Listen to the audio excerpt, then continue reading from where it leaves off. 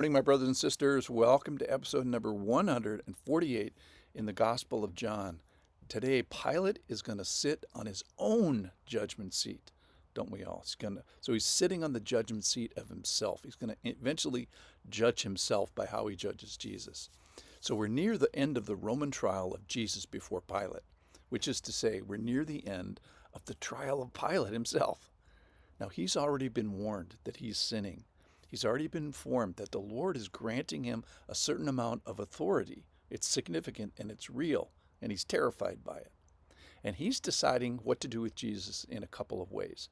First, politically and judicially, have him crucified or not, have him killed, but also personally, because every encounter with Jesus is a personal encounter.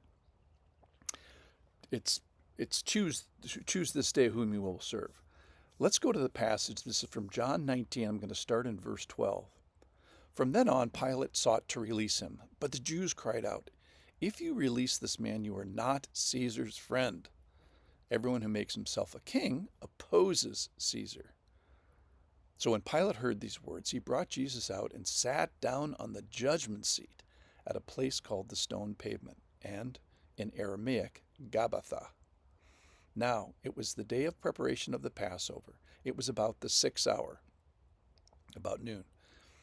He said to the Jews, "Behold your king." They cried out, "Away with him, away with him, crucify him."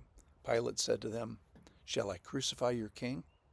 The chief priests answered, "We have no king but Caesar." So he delivered him over to them to be crucified. So of interest, Caesar, who's not here, plays a prominent role of what's happening here. He's invoked by the Jews. If you release this man, you're not a friend of Caesar's. You're not Caesar's friend. Everyone who makes himself a king, which has been kind of the theme here in the trial, opposes Caesar. So Pilate, who theoretically has authority over the Jews, is trumped here by the Jews' appeal to this guy who's not here, who's Caesar. So Jesus is a king, and all kings are a challenge to this guy. So Pilate is wrestling with, what should I do with the authority and the agency that I currently have? And whose authority, this is the question he's considering now, whose authority am I under, and what's that going to result in? So Caesar, again, not physically here, his presence is felt very strongly. All right. On one hand, Pilate says, "I find no guilt in him." He said that earlier. Actually, he says it 3 times. So the voice of one who is not here, Caesar, is speaking louder than the voice of someone is here. So don't forget that Pilate is a mortal man, a political man, a spiritual man, and he's a married man. Matthew 27:19 says, "Besides, while he was sitting on the judgment seat," so right at this moment in the trial, his wife sent word to him, "Have nothing to do with that righteous man, for I have suffered much because of him today in a dream." So based on the timing of John, this is when Pilate gets that particular message. And she says, "Jesus is righteous. Get out of judging him. I've had an encounter with him in the night. It terrified me. It's been hard."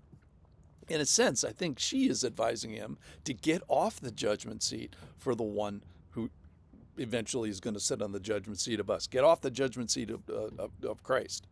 So Pilate himself is on this judgment seat, you see here. And how he judges Jesus is eventually how he is going to be judged finally. So, but we can't throw too many stones at our friend Pilate here, because how we judge Jesus is also how we are also going to be ultimately judged. So Pilate, like many humans, say exactly what Pilate says. "I find no guilt in him, for who can find a flaw with Jesus? And yet I still negatively judge him." So in this way, Pilate sits on his own judgment seat. And don't we all? Jews sit on their judgment seat of Christ. This podcaster sits on his judgment seat. And so do you. So what we do with Jesus is ultimately how we are judged. If we say about Jesus, "Hey, his life was exemplary, his teaching are without flaw, his conduct was without sin, and yet, he's not for me," or like the Jews did, "Away with him," or isn't this exactly what Pilate is saying and exactly what the Jews are saying? I don't think we can hear the trial story of Jesus from the outside without putting ourselves on that judgment seat of the seat that's judging Christ. I see the irony that Jesus will one day sit on the judgment seat of Christ. He gets to judge without mistake. But for today, Pilate sits on the judgment seat judging Christ, and so do we.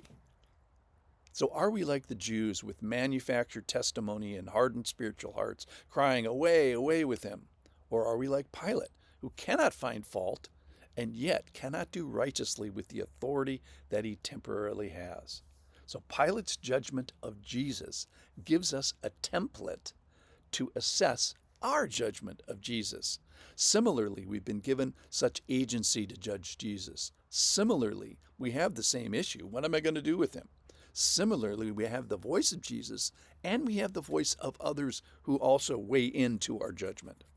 So Pilate sits on his own judgment seat, and don't we all? So like Pilate, what we do with Jesus is ultimately how we are judged. So don't send him away. Don't deliver him. Be delivered by him. Let's make the right judgment. Release him, receive him, and invite him in today. Thanks for listening.